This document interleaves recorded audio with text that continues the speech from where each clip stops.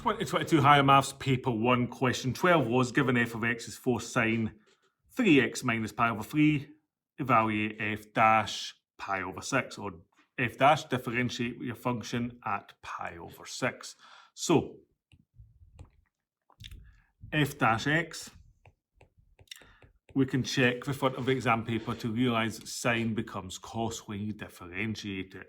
So you should first of all start by writing 4 cos 3x minus pi over 3. And just for doing that part without actually finishing the differentiation, which I'm going to do in a moment, gets you your first mark. For your second mark, you have to then realise that this is the chain rule. So you've got an inner function of 3x minus pi over 3. So you need to differentiate that and times the whole thing by that. So in other words, if I differentiate this part, that's the constant, so that's nothing. Differentiate 3x is 3. So I need to times by 3.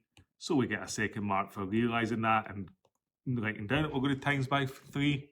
And then our final mark, of course, is evaluating it. So I need to tidy it up and then substitute pi over 6 in. So f dash x equals 12 cos 3x minus pi over 3.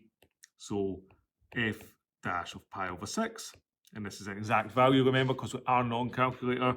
But I'll substitute it in first. 12 cos 3 pi over 6 minus pi over 3.